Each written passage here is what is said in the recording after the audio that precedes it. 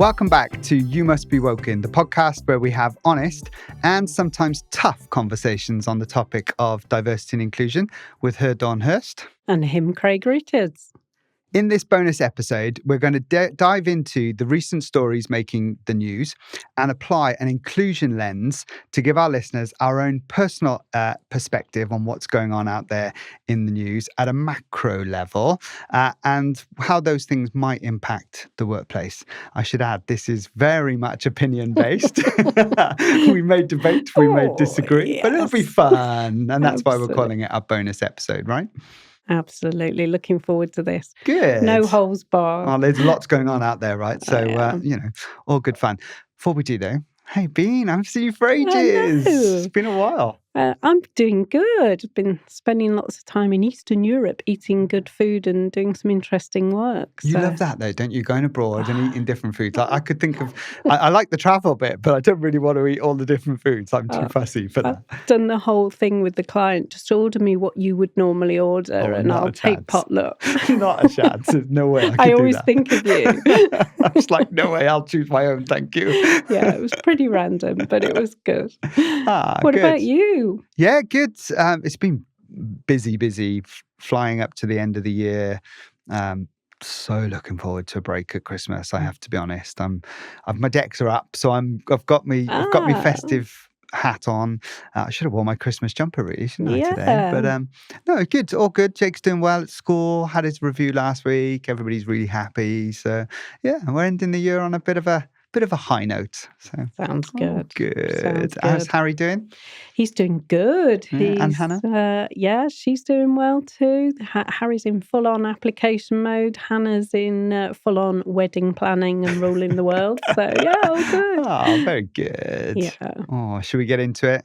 Let's do it. Big news time. Okay, so normally we would start these episodes with a story of the episode, but obviously these are all news stories, and I'm not really sure where to start. Apart from probably the biggest news story out there is there's been an election recently. I know, Grantham Parish Council. It was so exciting. Well, I'm sure that was exciting, but I was thinking more about Trump land as we're in Trump world again. Feels like we've flown back 4 years and we're back in the land of Trump. Absolutely. Be fun. Should we talk about that first? Let's do that. All right. So, were you expecting it? Were we expecting it? I think if I'm honest, I'm not wildly surprised. I think I would have been wildly surprised if it had been Michelle Obama against him and he'd have won. But I think his PR and campaigning team should be knighted. Yeah. And I think they were extremely focused on what they were doing, and I think they did a magnificent job. I think his stint in McDonald's appeared to the American dream. Did you see that? That clip was brilliant, wasn't it? He was enjoying himself as well. He properly enjoyed that. Well, he's probably contributed half of their economy anyway, hasn't he? But yeah, I not wildly surprised, but did he really have an opposition? Wow, yeah, it's a good question. I have to say, I was expecting it, and I think I'd said to you a few times, hadn't I, before the election, that I was expecting him to win, and I wavered a little bit when Kamala first kicked off her campaign because her and Biden had switched seats and whatever, and so I wavered a little bit, and I kind of, maybe not, because she had such momentum at the start of her campaign, but it petered out so fast that I just went back to thinking, I think he's got it in the bag, and so it proved to be. I think you made a really good point when we were talking socially, where you talked about the whole campaign had been focused on his personality. Yeah. Well, that's old news. We all know that. Yeah. But actually underneath that, he was pretty robust in some of that content. Well, it was the bro vote that won it, by the looks of things. Absolutely. So men won it for him, young, ultimately. unemployed. And young men. Mm.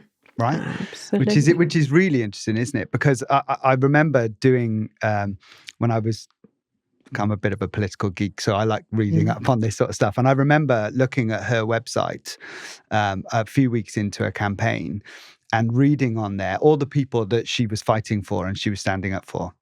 And there was women, minorities, disabilities, all of that kind of stuff. And do you know the one word that was missing? Men. Men. Absolutely. Yeah, 100% was missing. She wasn't standing up for men.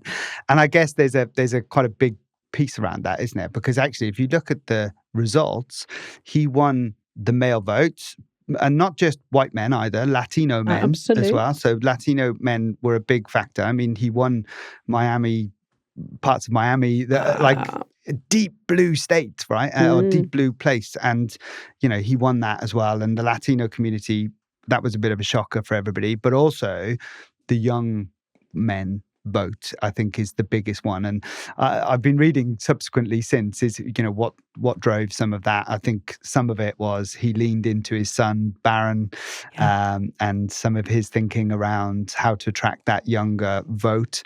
But also him doing podcasts, right? So, and things like Joe Rogan, Logan Paul, all of that kind of stuff. Yeah. And, hopefully next time we'll get some big campaigner to come on our podcast, right? And we can have a really good conversation around some of that sort of stuff. But I think it was definitely the bro vote that won it for him by the looks of it, right? Men in particular. Yeah, definitely. And I think it will be fascinating. We've got this month or two now of positioning, and we've started to see some of the cabinet being appointed. So be interesting. He seems to be taking a slightly different approach this time round to appointing his cabinet. Still a bit unconventional, but slightly different, I guess. Why do you think? What do you think the reasons were for him winning it then? Right. So if it's clearly the bro vote, the male vote that won it for him. Why? What? I mentioned that she wasn't fighting for people, but that's not the only reason he won that vote, right? What else do you think was contributing to him winning it? I think his campaign was relatable in a lot of senses. I think he sells the American dream. Yeah. Sorry, Mexico, but I think he does. And I think it was beautifully orchestrated, and that shouldn't be underestimated. That team did a super job.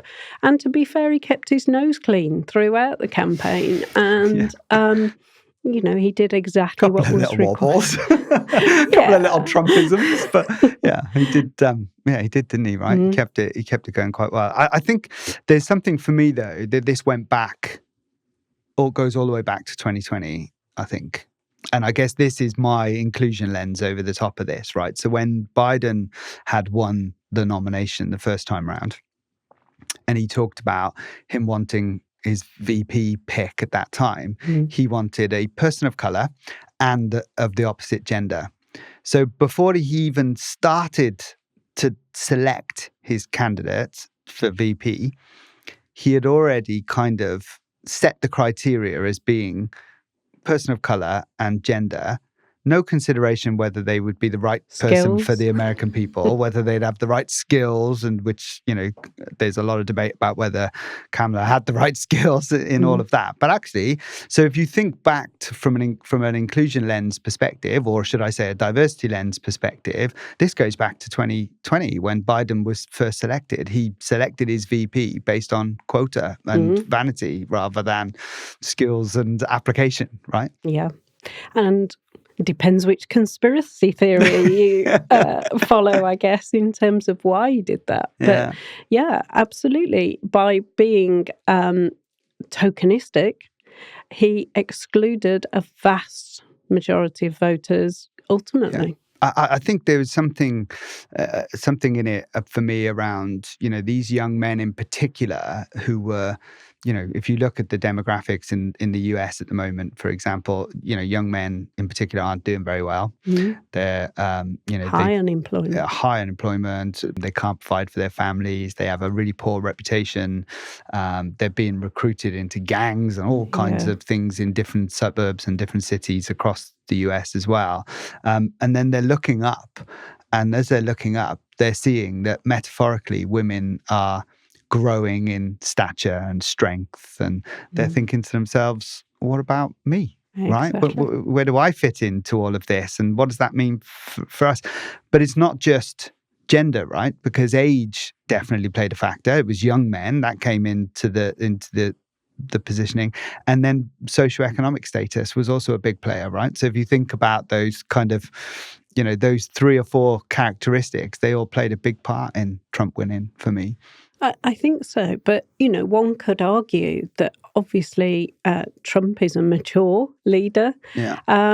And has at least 13, 15 years on Kamala. So I think it's an interesting topic. I think it's even more basic. I think they believe the dream, the economic dream, the future dream. Well, he actually embodies the dream a little bit, doesn't he? Right. And as much as you might dislike him and dislike his politics, and I've certainly got some challenges to the way he went about things last time around, but actually he embodies what is the American dream, right? So his dad might have had money and whatever, but actually he built an empire, and for all its wrongs, these young men are seeing a guy flying around on a private jet, right? And are his supporters. So the Logan Pauls of this world and all of that sort of stuff, they're looking at these young men and thinking, I'd like a slice of that pie, right? Absolutely. They're living the American dream, and Trump seems to be standing up for the American dream. And then if you go a stage further, 92%, and I know this is true because I've researched it, but 92% of all previous presidents were politicians. 8% were from the armed forces. And now we've got a builder. Yeah. Right? Or a TV personality, if you like. Exactly. If he's, but he was first and foremost, he was a builder, right? He was in real estate. Yeah. And now that in itself is a link to that American dream, right? And they're thinking to themselves, if it's good enough for Trump, who's not politically correct, right? He doesn't care what he says, then it's good enough for me. But also, some of his failure makes him more human. And whatever the character portrayed is, he's had adversity, he's had difficulty, he hasn't had plain sailing in this. And again, that encourages people. And, there has been some savvy economic behaviour from him. Yeah. And it makes anything possible, doesn't it? Yeah. And I guess the other bit for me that I observed throughout the election campaign, because, unlike in the UK where our elections last about 3 weeks, in the US they last about 4 years, right?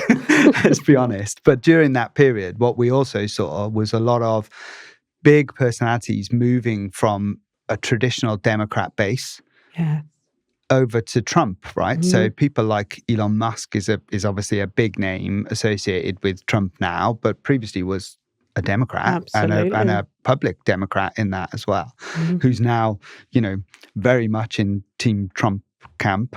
Oh, yes. Big names like that we saw move across. And actually what we also saw was then some of the usual celebrity pop stars and stuff, lecturing people in a cost of living crisis about what ended up being quite identity-based politics. It was challenging, right? Yeah. But people want more. They want some substance. Yeah. And the challenge was the campaign by the opposition was not containing lots of substance. Yeah. No, true. And I guess the other bit then for me is that, and I keep bringing this back to the D&I lens as well. But when you think about some of the kickback from Trump supporters, a lot of it was steeped in, have you delivered something? No. So you were elected based on a quota, right? You haven't delivered anything. We're worse off now than we were 4 years ago, or whatever the descriptor is. And actually, that's just a nod to the fact that you shouldn't have been recruited in the first place. And, we've got to consider the makeup of the country. This is a generally very patriotic, traditional, valued country in a huge amount of states. And we forget that because we often see the glitzy states that we associate with the whole country. But the patriotic principles of the US are pretty traditional and basic. Yeah, 100%. And the American dream is built on this sense of you work hard, you get there on merit, right? Yeah. As opposed to you get there because you're a person of color or a person of a different gender, that kind of stuff, right? And that the whole thing just seems to fly against the American dream and what they're their traditions are as a country. And we know this about most Western countries, actually. They don't tend to move much from the center to center right. And as much as the Democrats tried to make Trump to be this far-right Nazi fascist, it just didn't work. People didn't believe it, right? It was just a nonsense. And over the last 4 years, the more they've attacked him, the more they just turned him into a martyr and a representation of how other people felt, which is they were getting bashed by the state, right? And I think, if you open that discussion up into a world stage, the world is crying out for somebody to get hold of where we're at right now. Yeah. Because this is a tinderbox. Yeah. And we've got to hope that the character and the substance can play a key part in this. And that he surrounds himself with the right people to ensure that he doesn't swing too far one way or another, right? Because I agree with a lot of that sentiment. And if you think about it from how does this apply to a workplace scenario, but organizations are doing the same thing, right? And we whinge about it all the time, is you're too focused on diversity and you're too focused on quotas and you're rather than focusing on the things that are going to make people's lives at work better, right? Have you got the right processes and practices that make it fair for people to be able to get there on merit and get there on, hard work and all of that good stuff? Have you created an environment where leaders know how to get the best from people regardless of their differences, regardless of their color of their skin or their gender, that kind of stuff? And the same principle applies if organizations are going too far that way with these quotas and all of that kind of stuff. At some point, your people are going to push back. Well, and fundamentally, the majority of businesses are in business to make money. Yeah. Or be successful, right? It doesn't matter whether they're making money. If they're even in the public sector, for example, they're not there to make money, but they are there to be successful. But when we look at the impact of a truly inclusive culture financially on our people, on society, whilst people may be, and probably quite rightly, circling back on diversity strategies, if they embed the principles of truly financially focused, people-focused, commercial-focused, societal-focused strategies, the impact is huge. Yeah. So with a president who is considered economically savvy, they're not going to walk away from things that make sense. Let's hope so. My fear is that as a result of this kind of woke war, if you want, for a better description, between the Democrats and the Republicans in the States, my hope is the pendulum doesn't swing too far the other way, right? Because there's a chance of that, and I'm going to come on to it in a second, because there's a couple of employers in the US that have started rowing back on their EDI policies in recent months as a result of some of this stuff. But my hope is it doesn't swing too far the other way, because I guess we would advocate for a slight rowing back and a reset, because, we don't want organizations going down that ideology agenda of let's set quotas and targets and all of that good stuff, because it drives the wrong outcomes, we believe.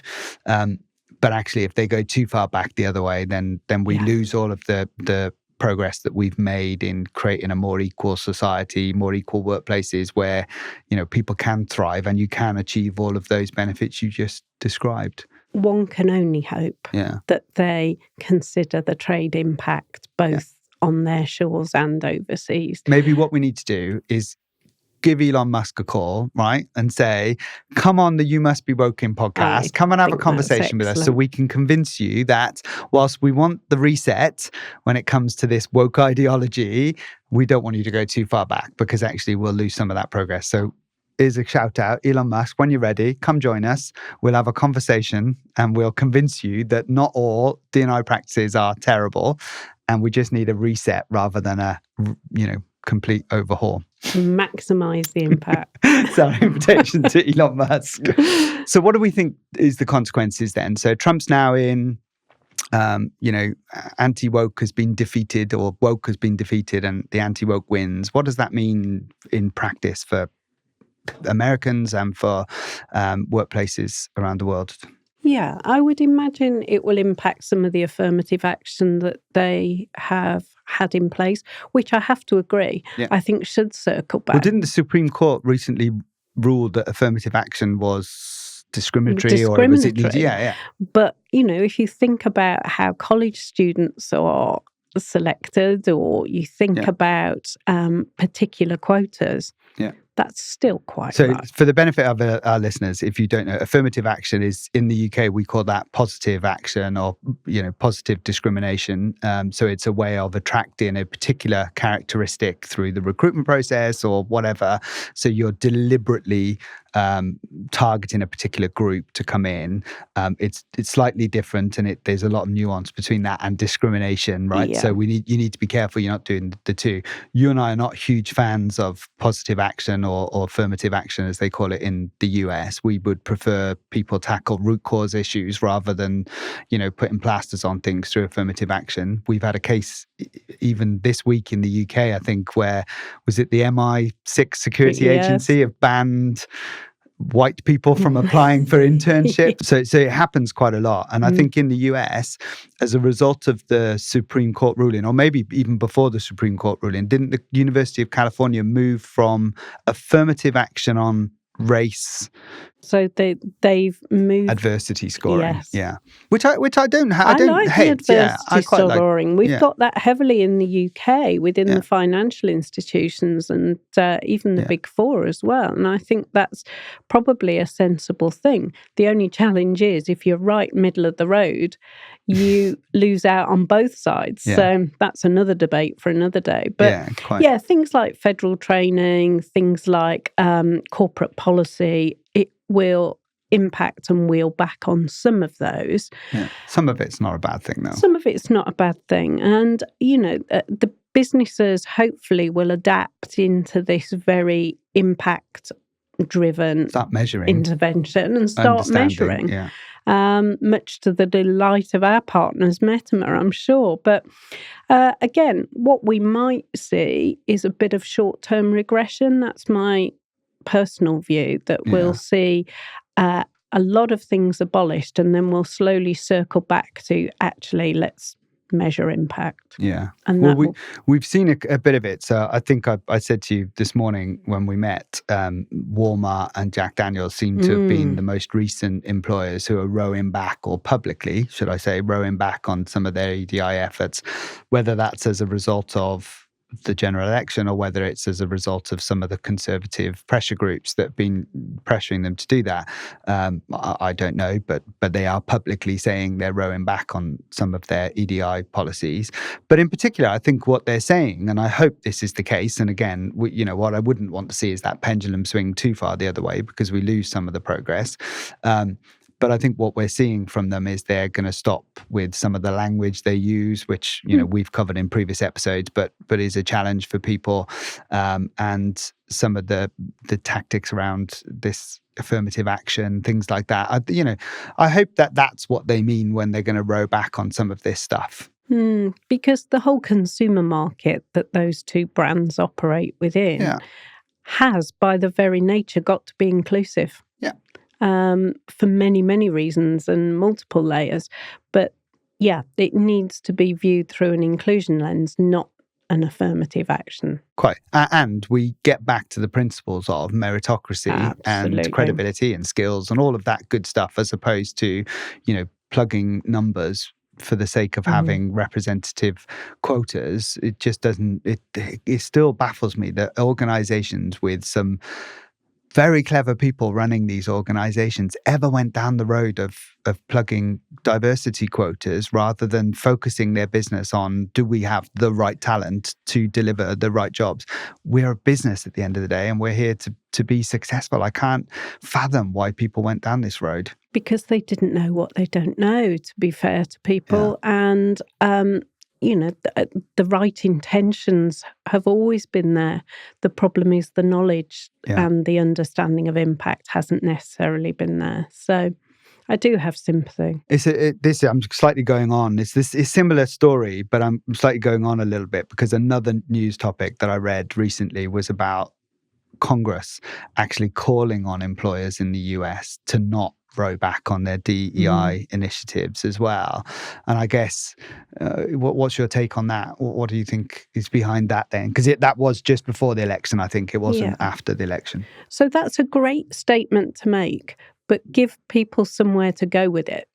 tell them why and tell them what they should be doing. And similar to we repeat and repeat and repeat, I agree with some sentiment of this anti-wokery. Yeah. But inclusion has an impact on business and trade deals and international relationships and all of these key things that are critical for all types of business. Yeah. So we absolutely should not throw that out. No, I agree. And like I said, I've said it a couple of times now, so I'll keep repeating myself. But I guess the hope is the impact of all of this means that we might have a slight reset, but we don't have a pendulum swing too far the other way, that we go back to the days of discrimination and problematic workplaces. And, remember, I guess I keep saying this over and over again, but there are 3 questions that I tend to ask leaders.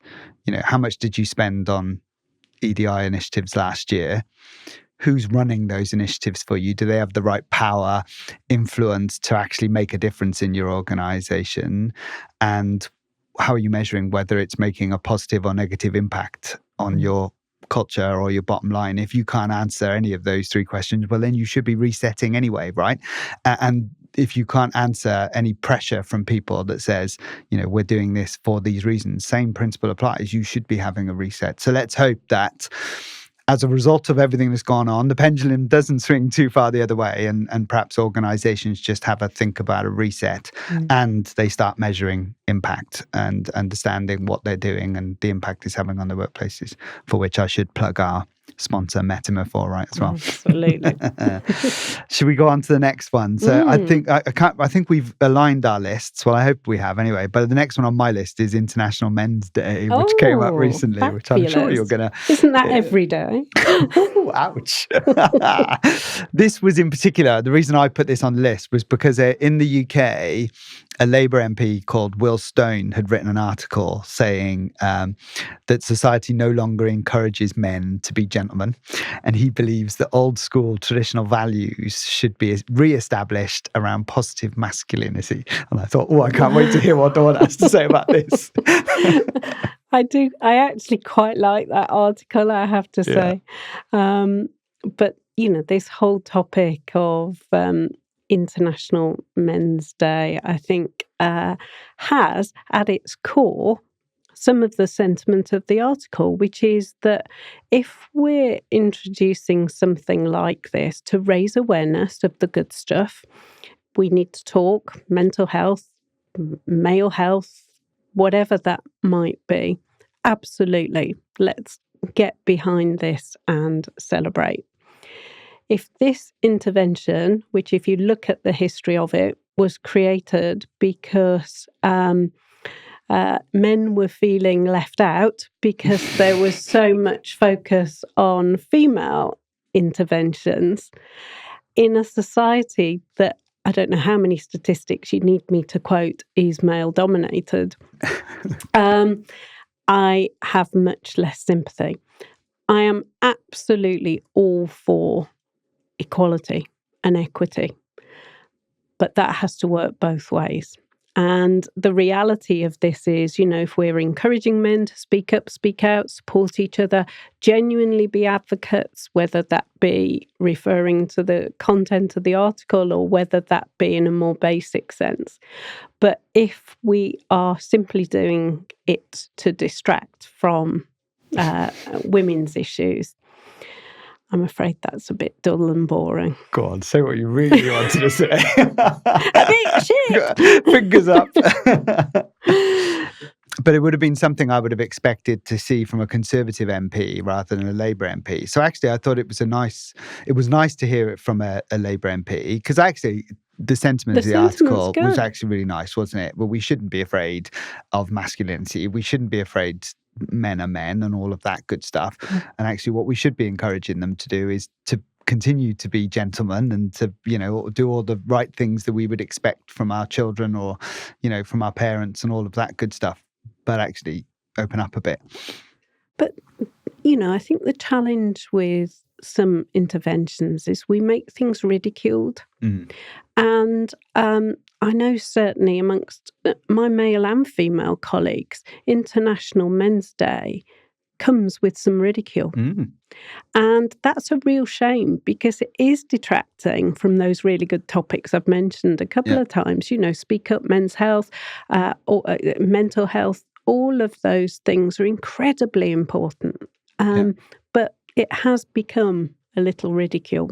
It's like most things, though, isn't it? This topic is really divisive, or it comes with lots of, just lots of heat. And they're usually driven by the newspapers or the press or politicians who want to get their name out there for whatever reason whatsoever. But yeah, no, I agree with that.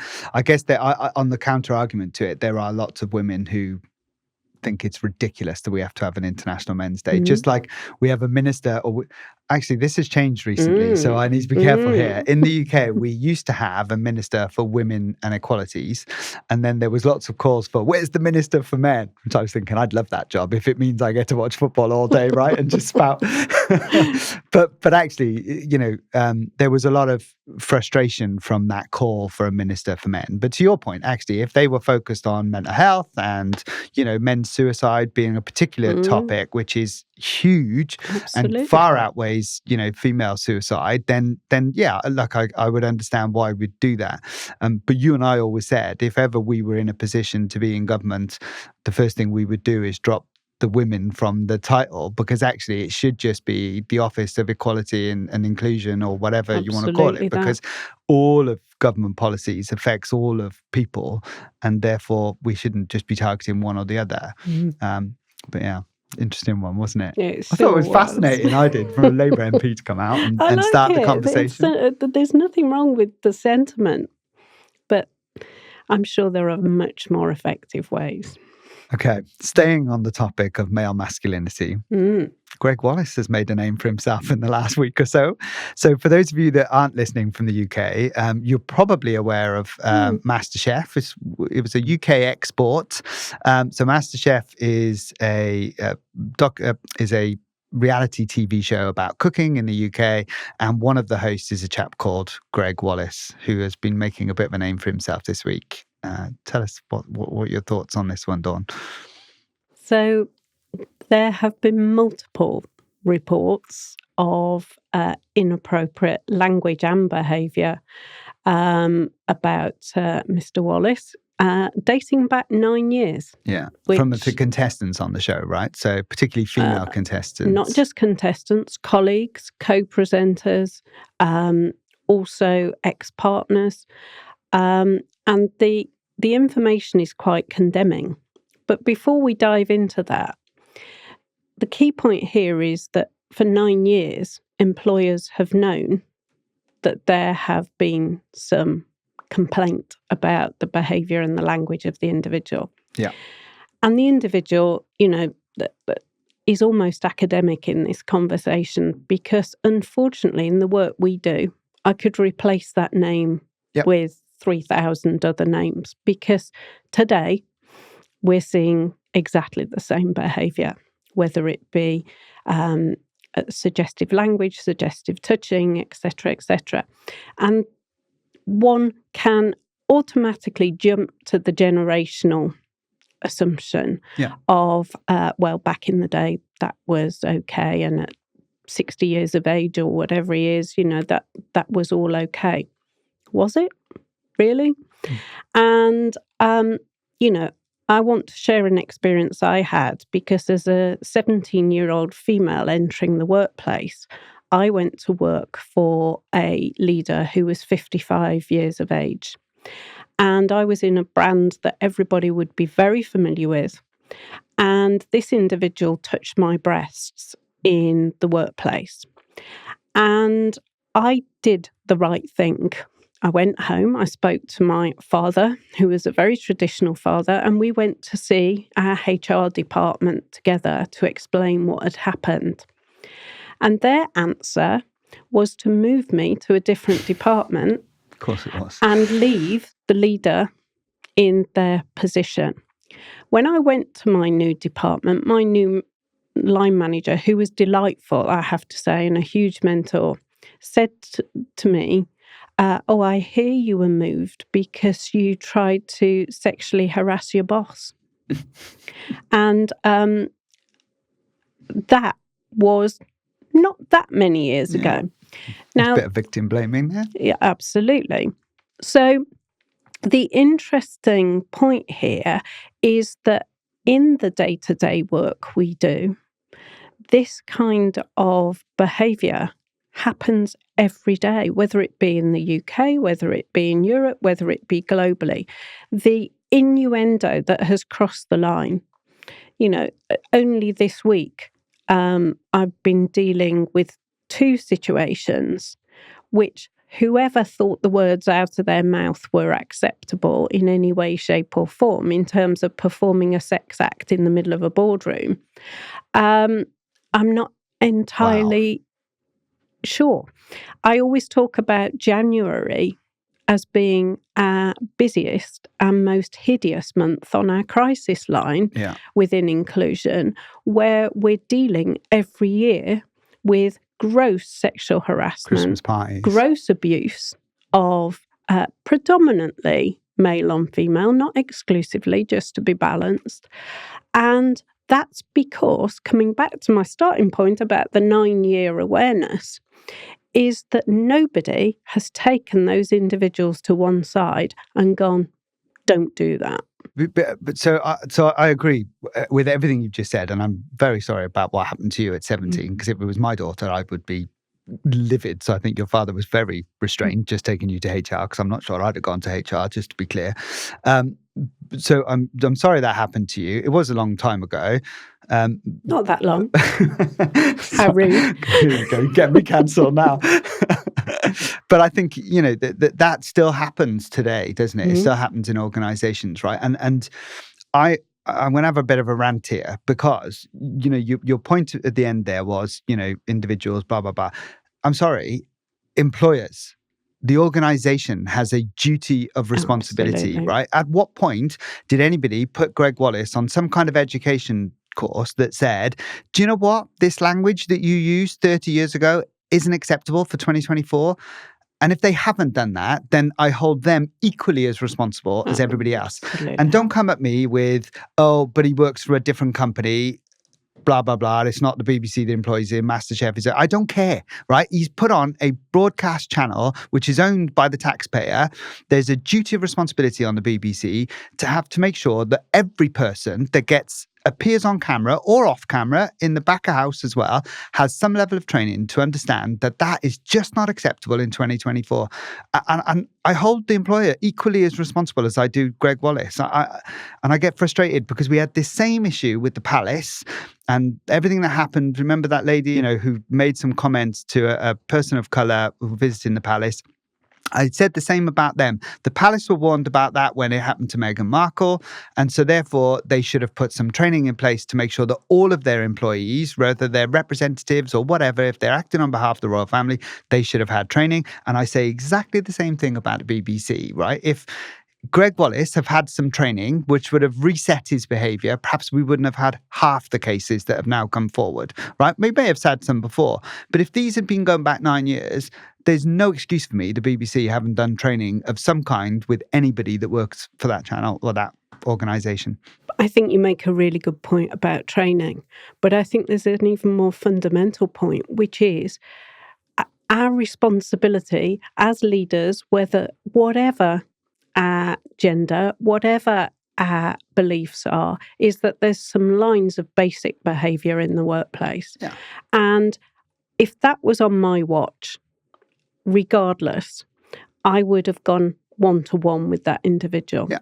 And I would have followed protocol, but I would have been very robust and I would have suspended them immediately pending investigation. Now, just to be clear, I would have done that in a way that the individual's rights were totally respected and I wouldn't have gone public with it, but I would have removed the threat from that happening anymore whilst I conducted an improper investigation. Yeah. And the reality of this situation is, as with, we could replace Greg Wallace with 20 other names quite easily. There is so many people who are aware of these misdemeanours and go, well, it's only Bob, isn't it? Oh, yeah, Bob did that to me at the Christmas party. And if I haven't had my ass felt by Bob, I know I'm looking rough this year. That's the kind of sentiment of, well, it's only. But for me, everything you've said is accurate, but I still come back to the BBC have got to train those leaders to be able to do that then, right? So it's two-pronged, isn't it, right? The BBC have a responsibility to protect their employees, and they've been warned about this because, to your point, replace his name with any other bloody name and you'd still get the same outcome, right? Exactly. So there's been plenty of warning, and the BBC have spent all of their time on EDI topics over the last 5 years doing what I would describe as the vanity stuff, and they haven't even fixed the fundamentals where presenters don't know what acceptable behavior looks like, leaders don't know how to deal with unacceptable behavior when it happens, and I'm sorry, there's no excuse for it. They're a public organization, and it's not like money's a problem for them, right? It's just no excuse. No. And I think, this argument that this individual is a subcontractor for multiple different employers is nonsense.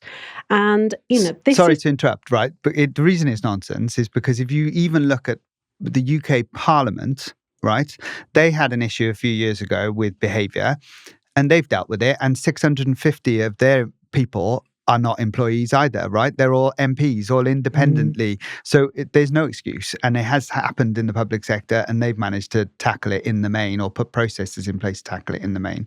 Yeah. Sorry, I'm ranting now. I'll shut up. No, and I think if we're being really balanced, I come back to this point, this isn't necessarily about Greg Wallace. No. And I would hope somebody is offering him the support and care that he needs at this time, because that's an important point. But we have to have the ability to be robust leaders when we need to be.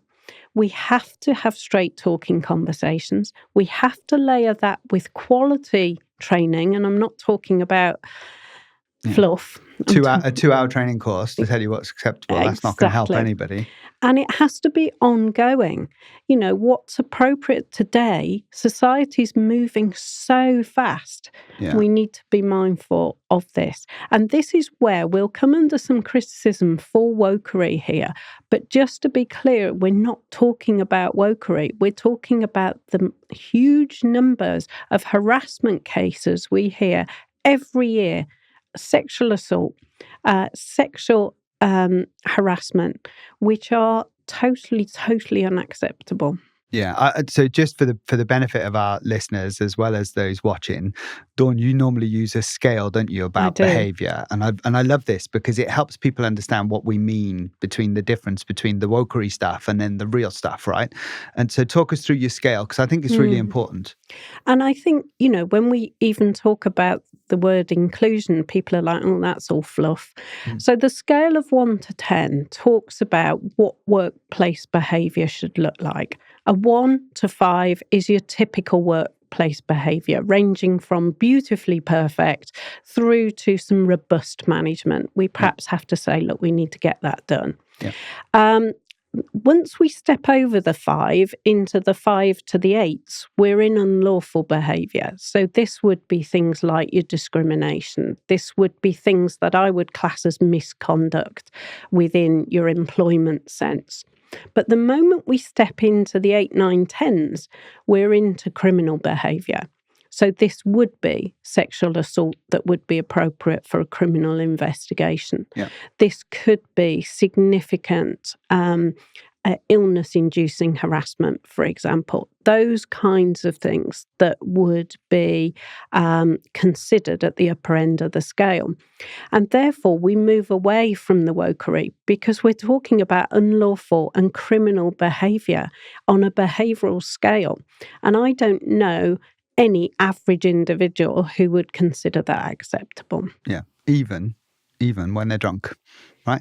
Even, so that's and not an excuse. Especially when they're drunk. but it's not an excuse. Oh, I was drunk, right? It's not an excuse. If you get that drunk that you then move into those behaviours, then stop drinking. And the reality is, if people want a copy of our recommended social policy, it's really straightforward. We're not the fun police, but there's some basics to have in place, some responsible people. Because I've had employers, right, say to me, "Oh, right, we're going to ban alcohol then at staff." And I'm like, no, you don't need to do that, right? You don't need to take all the fun out of social events. You just need to educate people to understand that scale, right? And when they cross that line, they've gone too far, and get back over the other side pretty quickly. You haven't got to take alcohol out of the mix. You haven't got to take the fun away from these environments. You just need to help people make the right decisions by giving them the right education to understand what crosses the line. Absolutely that. Yeah. And so many employers, like, and I see why they do it, and they think, oh, it's easier to just ban alcohol, but then it's not helpful because nobody then will want to come to your social events. Absolutely. Right?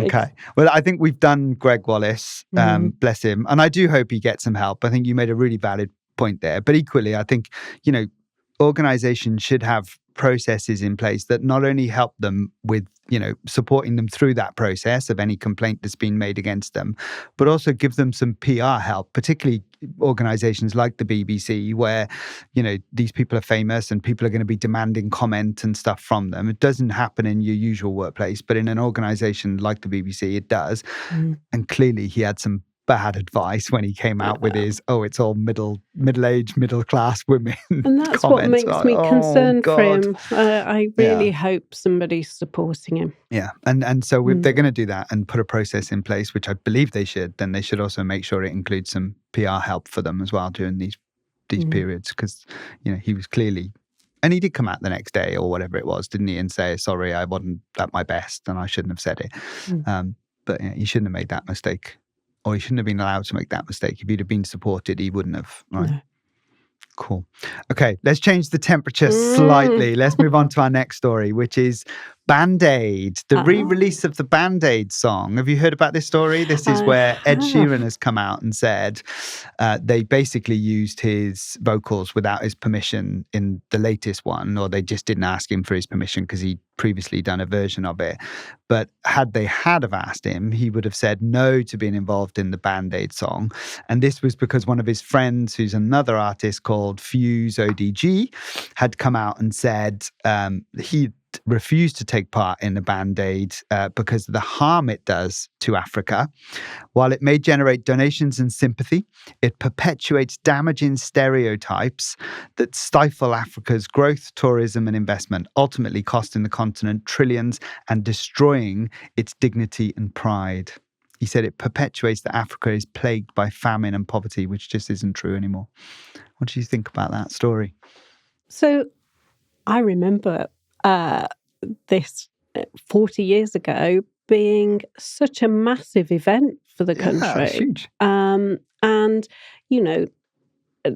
let's strip that back, because 40 years ago, the impact this had and what Geldof and Midger set out to achieve, they overachieved 1 trillion times, and they contributed billions to the economy. And it has continued to do so over the years. Looking back at the video footage now, does it feel uncomfortable 40 years later? Yes, it probably does. But at the time, this was revolutionary stuff, and it had an impact on the whole country to take action and provide solution, which they did do, and overachieved everything. So we shouldn't ridicule the actual source, because that feels really uncomfortable. Has time moved on? Yes, possibly. And if this was to be remade today, would it be positioned more culturally appropriately and inclusive? I'm quite sure it would. But I think it would be very sad for something that had such a positive impact and saved so many lives at a time when nobody else in the world was listening. That it would be a shame that that got ridiculed or cancelled. Yeah, no, I agree with that. I think it was right at its time. It achieved some amazing things, but I also have a bit of sympathy for what Fuse ODG was saying, because actually things have moved on, and we see it quite a lot actually. So I'm applying this back to the workplace now. So we see it quite a lot in workplaces where organizations have done something on inclusion or to try and make something better. And then they forget to then go back and say, here's what we did and here's been the impact of that, right? We measured it and here's the impact of that. And so what we haven't had is a Band-Aid update to say, we did Band-Aid, it had this impact, here's all the success, blah, blah, blah, blah, blah. Instead they just keep releasing the song every however many years it is. And now they're coming under criticism for that, which is, you're using the same thing, or you're kind of rehashing it, which is leaning into how people are then feeling about these stereotypes that these things, and to his point, is perpetuating these stereotypes that don't exist anymore. Actually, the country's moved on, and you're just rehashing it. It's lazy, is what he's saying. I don't necessarily disagree with that. I think what's equally lazy is if we calculated the column inches that have been spent on this story compared to the child's food poverty in the UK today. How many children have gone to school today with no breakfast or are going home to a household where parents aren't eating? This is where I get really agitated, because let's do something positive with this story and let's make that current today. And for those people who don't want to support international interventions, that's fine. But let's not forget that this isn't something that's suddenly gone away, whether it be whatever continent of the world it is. We have significant food poverty, which is a topic very close to our business's heart, because we support as much as we can on this topic. But where was that sexy story on the front of the paper? No one's made a Band-Aid for that, right? Absolutely. Yeah, quite. No, I agree. And I think it is a lesson in here for employers to remember that actually rehashing the same old strategy or the same old things is also going to get you into trouble at some point. So just be careful you're not repeating the old lines, and make sure that you go back and do the show and tell bit, right? And exactly. Reaffirm some things. And consult your people on whether they think it's the right things at the right time, and, ask those questions. Yeah, co-create. Yeah. We're big fans of co-creation, aren't we? Okay, we're going to move on to another one that I'm likely to rant about now, which is the next topic, which is the Welsh government released its anti-racism strategy. And it's come under some fire. And I think the reason it's come under fire is because the headline was that the Welsh government calls for dog-free areas in Wales to tackle racism. I'm going to pause for a minute and let you speak, because if I start, I might not stop being a Welshman. I'm going to hand this right back to you, because I'm going to sit back with my cup of tea and listen to the rant. So I have no idea what dog-free spaces are going to do to tackle racism. So if anybody can enlighten me, you're welcome to send us a question or a statement and we'll read it out, I promise. But I get really frustrated with this stuff. Being a Welshman who lives in Wales, I get so annoyed because of these approaches the Welsh government take to some of this stuff. And I should balance this with a bit of positive, right? So a few years ago, the Welsh government made a commitment to make Wales the first HIV-free nation in the world, right? And they're doing some really good work on that stuff. There's free access to PrEP and stuff like that in the country. They've done some really good work on that. So I should balance what I'm about to say about the racism stuff with that. And I think what they were doing with this racism pledge and this commitment to tackling racism was trying to do something in line with that. My fear is they started it when Black Lives Matter kicked off, and they've just finished it, and it feels out of date and it feels ridiculous. It also feels like it's been watered down by adding things in like climate change and all of that kind of stuff to it, which means it feels like it's dated. Some of the criticism that has come as a result of this policy or approach that they're taking has come from people saying, it's virtue signaling, or that actually you're implying that people of Wales are inherently racist. And I'm being a Welsh person who lives there, I don't believe that. From all the people I meet, and who am I to say that? I'm not a person of colour, so they're unlikely to be racist towards me. Although they can be when it comes to Welsh language, I'll say that, right? Mm-hmm. So if you don't speak Welsh in Wales anymore, that seems to be, a complete taboo for everybody in the country. People who don't speak Welsh are often discriminated against. We can't even watch our national team play football in English anymore, right? Because the BBC don't show it in English, S4C don't show it in English. So unless you watch it on a foreign channel, you have to watch it in Welsh, even if you don't speak Welsh. I'm going on a tangent now, so I'm going to come back to the racism thing. But, this kind of stuff, this inherent implication that everybody in Wales is racist, I just don't believe to be factual. Lots of people I work with and socialize with don't feel that way either, including people of color, to be frank. And this proposal feels like it's inherently implying that, which is frustrating. And then when you take it to a slightly bigger macro level, right? You can't get a doctor's appointment in Wales for love nor money. We have the worst healthcare standards in the UK with the worst waiting times. We have the worst education standards across the whole of the UK. We have the worst levels of child poverty and poverty in general across the UK.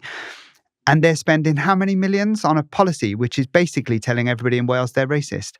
Surely they should tackle those other structural inequalities that exist rather than tackling something that doesn't feel to be apparent, and maybe they'd get a bit more traction from people in Wales. And I'm going to shut up for a minute because I'm on a rant. And I think we have to do a shout out here, and let's invite some of our Welsh ministers to come and talk to you. Come on, and convince me I'm wrong, right? Absolutely. Because everybody I talk to would much rather have a doctor's appointment or better education standards and better access to education and waiting lists, or better quality tackling poverty within the country than would have a what I would call a vanity project around ending racism in Wales, which isn't as prevalent as you think it is.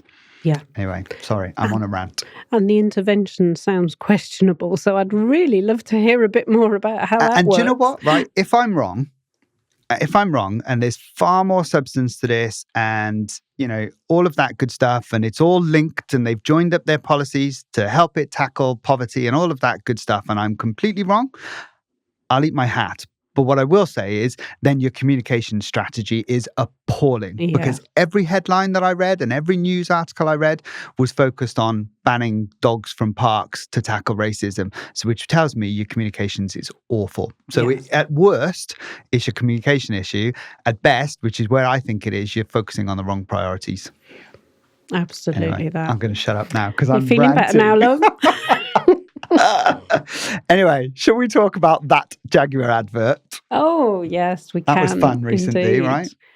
I mean, what a genius masterstroke. How many column inches? Do you know what I mean? I would say at this point, normally I would say to everybody outside of the UK, Jaguar is a well-known British brand, but actually this has created so many column inches. I think everyone around the world has probably seen it. I mean, Jaguar Land Rover, it's fantastic. I mean, they have achieved, I would imagine, exactly and more of what they wanted to achieve, because everybody, for the right and the wrong reasons, are talking about this story. Yeah.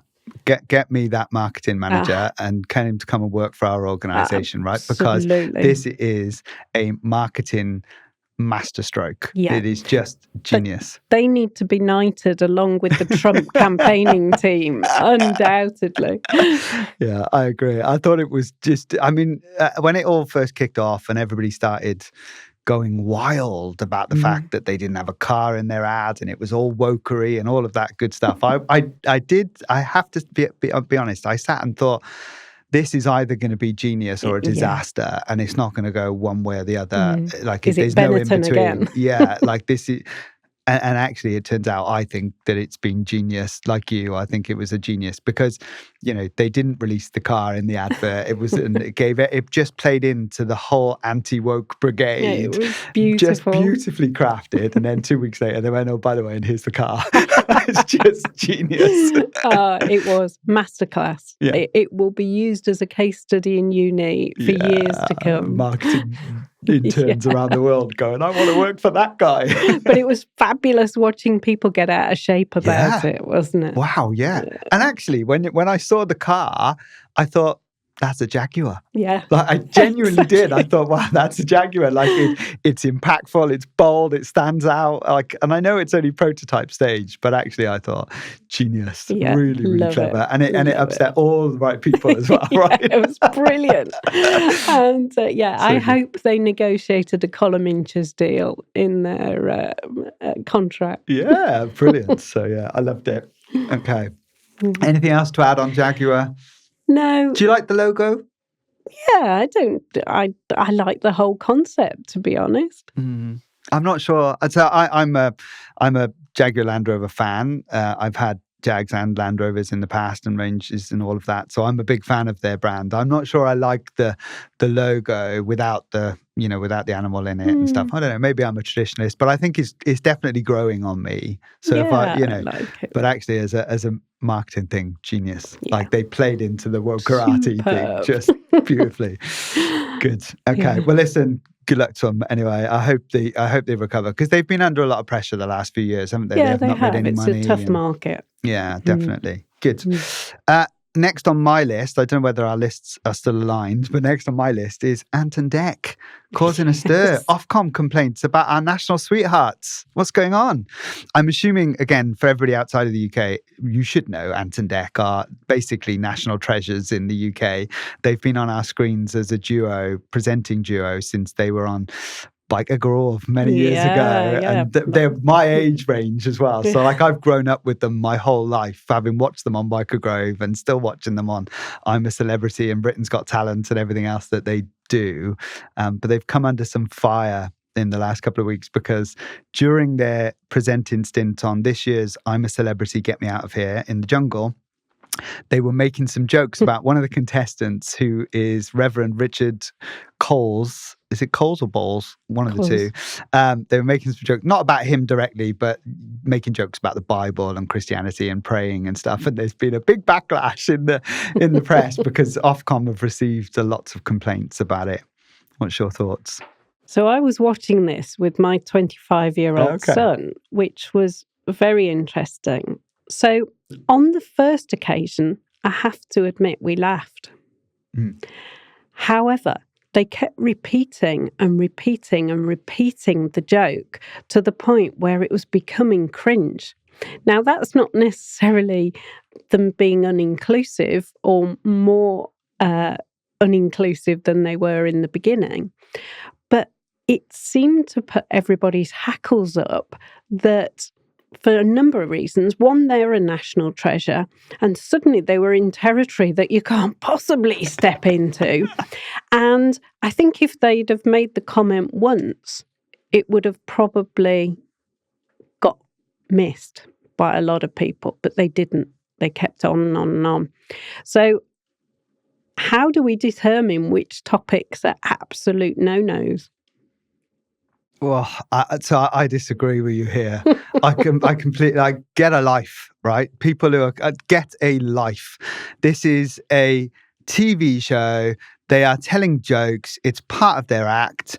Nobody, I'm assuming, has called the Ofcom police about the fact that they keep talking about Barry's eyesight. Get some glasses, man, right? Nobody's whinging about that. Everyone thinks that's funny. So what makes religion more important than somebody's eyesight? I'm sorry. At what point in society did we lose our sense of humor? And at what point did we create an environment where everything gets attacked? And do you know what?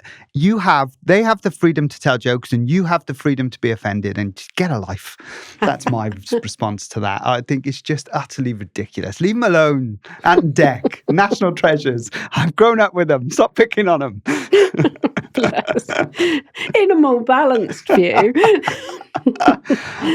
But there is something about that in society and work, isn't there, right? There's a link between the two here. And like comedy is always a hot topic when it comes to inclusion and equity and all of that good stuff, right? Because, it links back to this freedom of speech and whether it borders on hate speech and all of that kind of good stuff. I don't know how you feel about this, but I genuinely think that there has to be an exception for comedy, because I would hate for us to lose the art of comedy in society. And people generally choose to go to comedy shows or watch shows which make jokes, right? So Ant and Dec have been doing these skits on the I'm a Celebrity for 20 odd years now, right? And they're different every year and different people. And, yes, right, they may have crossed the line, but they can come back across the line. It is what it is. But there has to be an element where comedy is comedy, right? And we've got to just accept that it's just a joke. If anybody thinks that they meant anything by it, I challenge you to do some research, right? Because Dec's brother was a Catholic priest before he passed away. Yeah. Dec actually went to the Northeast to church regularly to see his brother, and his brother used to come and watch his shows as an acting priest and stuff of the clergy. So I don't think, and I don't believe for a single second there was anything in it other than a slight joke. And do you know what? If people get offended by that, then that's okay too, because that's their right to be offended. So where do we draw the line then? Because if we go back to the days of Bernard Manning and we go into the realms of Frankie Boyle, or we go into the realms of Jimmy Carr, for example, they're not cancelled. They are highly successful individuals, or were highly successful individuals in their own right. But isn't it about the stage in which they deliver that? This was prime time TV. They are national treasures. And they did the unthinkable. We're not talking about this being in the workplace, are we? Right? We're not talking about Ant and Dec rocking up to the boardroom and taking the mick out of religion in the workplace. That's not what we're talking about here. We're talking about them on a TV show which has jokes at the heart of their presenting style. That's what we're talking about. And I'm sure, 100% sure, that there was no offense meant in that. And it just came from a place of, it was just, they thought it was funny. Whether it was funny or not is irrelevant, right? It doesn't really matter.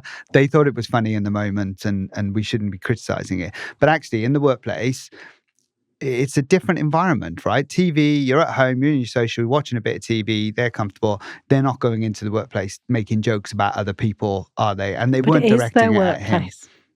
Yeah, but for them, that's not for the people watching it. The people that are offended were people at home watching it. One, the people at the workplace offended. They didn't make the complaints to Ofcom, did they? But it's such an interesting one, isn't it? Because if we tie it back to what we've just been saying, this is back to the what are the no-nos, isn't it? Yeah, I'm not buying this whole, we can't have humor.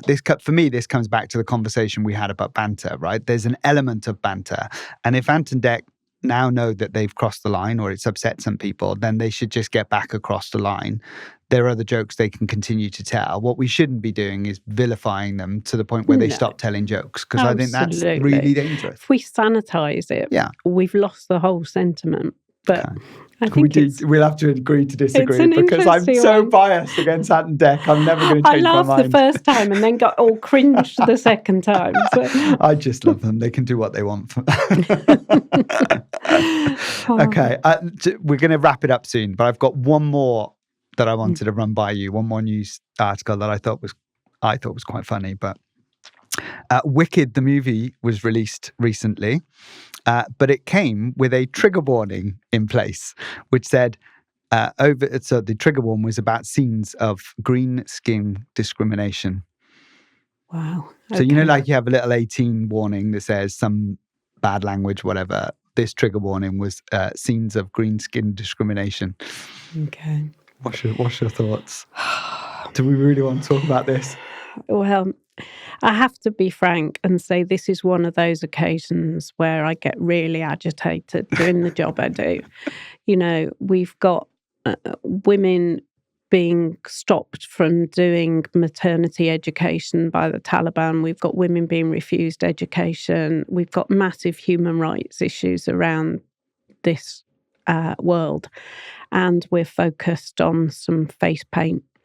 And, I'm very respectful of the sentiment here, immensely supportive of things like changing faces.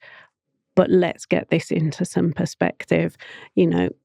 There is a huge opportunity through something as popular as this movie has been and the next movie will be, to do something really good and impactful here. Let's focus on something that's going to actually make a difference. Yeah. And stop putting trigger warnings on everything for every little Seriously. thing these days. Jeez. I suppose one thing it did do was get Piers Morgan excited and exercised, that he was tweeting incessantly about it. So, you know what? If nothing else, it's got Piers excited. Come on, Piers. Come and play ball with us. Come and join us on the podcast. Yeah. Okay. I do have one more. Sorry, I lied. I have one more on my list, which was, have you seen the Boots? In the UK, Boots is the chemist. It's actually owned, or it was owned by Alliance, wasn't it? The American chemist. But it's a chemist retailer in the UK called Boots. And their Christmas advert was released in the UK recently, where the theme of the advert was that Santa was laying on his sofa, who gets the praise every year, laying on his sofa, lying about. But actually, girl power, his wife, Mrs. Claus, was doing all the work and organising everybody. And then at the end of the advert, she winks at the camera and says, "See, you thought it was all about him." Sorry, I don't see how there's a point to be made. Well, it's exercised all of the right people. They're kicking off, right? It's just bloody diversity in action on our Christmas adverts, kicking off, because it's all about Mrs. Claus and taking away from Father Christmas. But, you can't argue with the facts. Well, do you know what? When I was writing my notes for this bit, I actually wrote, I think in the main is pretty accurate, right? Although, as a single parent and a single male parent, I should say, I don't have any girl power behind my Christmas. It's all on me. But I do call myself a domesticated goddess at times. So I suppose there's a little link there. And you're cooking Christmas dinner and I'm cooking Christmas dinner this year as well. But yeah, so anyway, I thought it was good. And while we're at it, while we're talking about Christmas, we're about to embark on the Christmas song thing, and everyone will start attacking my favourite Christmas song, which is the Pogues' Fairy Tale of New York. They're bound to start attacking that again. So just for the record, as a gay man, it's my favourite song, and I'm talking about the original version. And if you want to be offended by that, you're welcome to be. I've seen families torn apart with that one. Okay, so I have put a little section in here that just says, we've ranted about this, ranted about all these topics today, given our opinions on them, some of them more controversial than perhaps others. I'll get in trouble when I go back to Wales now, across the Severn Bridge. But let's just end this bit with, what should leaders be mindful about all of these things that we've talked about today, and how, what's the one bit of advice you would give them to think about when it comes to societal issues impacting the workplace? My advice would be substance. Make sure that whatever you're doing or however you're responding has some substance and some output and impact to it. Yeah. Don't be reactive to stuff. Make sure that what you're doing is actually going to impact, and look at the bigger picture. There are some big issues we can actually make a massive difference to. Don't get tripped up by the small stuff. Yeah, love that. And I think the only thing I'd add to that is, answer my 3 questions. If you can answer those and you can stand behind your strategy, then concentrate on that. Don't get distracted by societal issues. You can't solve them, right? You can only influence them. And that's fine if you want to play a role in influencing them. But internally, just focus on creating a place where all of your employees can contribute and do their best work to make you successful. Cut the noise. Exactly that. Anyway. Awesome. We should move to listener questions. So in this part of the episode, we always open it up so that listeners can ask us some questions. So Evan will come in, I'm sure, any moment to give us the questions that we've got for this week. Thank you very much. And then we'll answer these. I see how he's given them straight to me again, which is good. I'm very pleased about. So let's fire into, what impact would rollbacks in EDI in the United States have on the EDI sector in the UK? We kind of answered that, but do you want to... I guess it's the trade impact, effectively, isn't it? Yeah. Hoping that the rollbacks look beyond the headlines and actually don't affect trade. Yeah. Well, but the only thing I would add to that is actually we can get ahead of it in the UK, right? So we're seeing the pendulum swing in the US. We're already seeing it through politics lens or through the employers that are starting to review their strategies. So rather than wait for that to happen here anyway, which usually happens a few months later anyway, just get ahead of it, review your strategy, and make sure that you can stand behind it and you're confident that it's founded in actual measurable impact rather than vanity stuff. And I think you'll be fine, right? I think as a sector, you and I believe the sector needs to evolve anyway, right? And stop with the vanity stuff. So I think if you're in our position or of our belief system around EDI, then this shouldn't be scary for you. This should be a good thing, an opportunity. Yeah, and we should welcome it. What advice would you give to organizations trying to maintain inclusive cultures amidst divisions being created by politics? Yeah, this is a really interesting one, isn't it? Because whether we like it or not, there's always going to be division, and I think we kind of covered this when we were talking earlier today, when you and I were chatting separately about language and things, weren't we? And we were talking about what can employers do to try and avoid getting into the detail with the division or taking one side or another, right? What's your thoughts? So I've been working in some quite emotive countries recently, and I think that has really brought this point to the fore, in that as an organisation, we can only offer a balanced standard operating procedure as to what our level of acceptance is around these things. Now, that may be a higher level than society dictates in some countries. But again, it's making sure that those are our guide rails in terms of where we won't fall below the behaviour. Love that. We always talk about the levels, don't we? So, you've got kind of legislation in different countries as one level. Then you've got kind of processes, policies, procedures, and your values, your organizational values. And I always recommend organizations lean on those values because usually your values allow people to make the right choices around behavior and creating an environment where everybody can work together regardless of their political differences or whatever that is. So, focus in on your values, because that usually leans to a stronger, more collaborative workforce regardless of difference or political opinion or any other difference for that matter. Yeah, okay. Exactly that. How can EDI practitioners and EDI advocates effectively push back against criticism of their sector of work? Oh, this is an interesting one. Yeah, because we're probably ones that criticize some people, right, as well. So I'll go first if you like. I'll have a crack at this one. So I think again, I would ask EDI practitioners to answer those three questions that I always say to employers, right? How much are you expecting employers to spend on this topic? Who's leading the work? Do they have the right training and the right power and influence to make a blind bit of difference? And, what impact is it making? Are you measuring it? Because if you're doing those things and you're comfortable to answer those things, then you should be comfortable enough to defend your position anyway. And if you can't, then stop what you're doing and reset as a practitioner, same as an employer. Yeah, I wouldn't add anything else other than measure for impact. Good. Okay, so final bit for me before we wrap up today after questions is our recurring feature. Woke joke. Am I winning? It's my turn. I have no idea which one of us is winning, but I'm reassured by Evan that he's keeping scores, so we know who's going to end up buying dinner at the end of the season. So it's my turn to read you a woke joke, so you've got to guess the answer this week. Okay.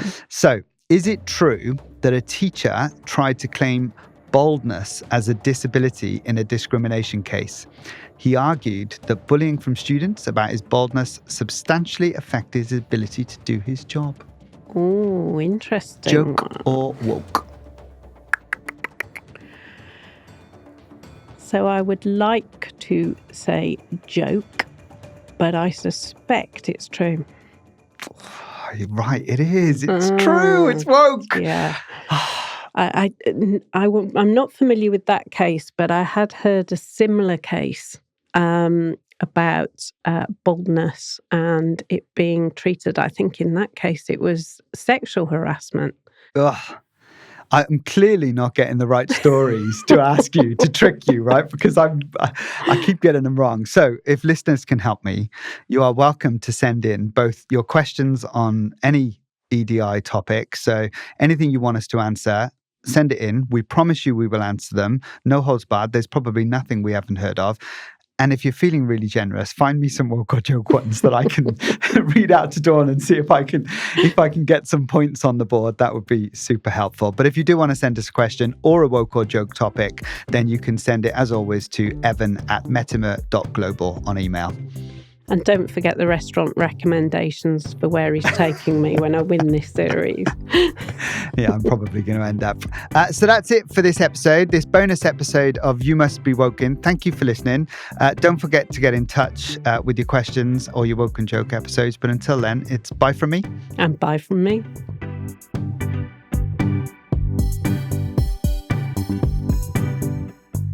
This episode is brought to you by Metimer, the online platform that measures inclusion. The Metimer platform moves beyond the DEI initiatives and allows businesses to measure the real-time impact on culture as well as their financial impact on their bottom line.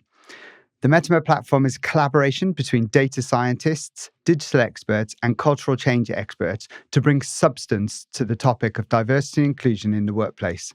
It's time for businesses to move past diversity quotas and start understanding the real impact and opportunities of an inclusive culture. To find out more, visit www.metimer.global.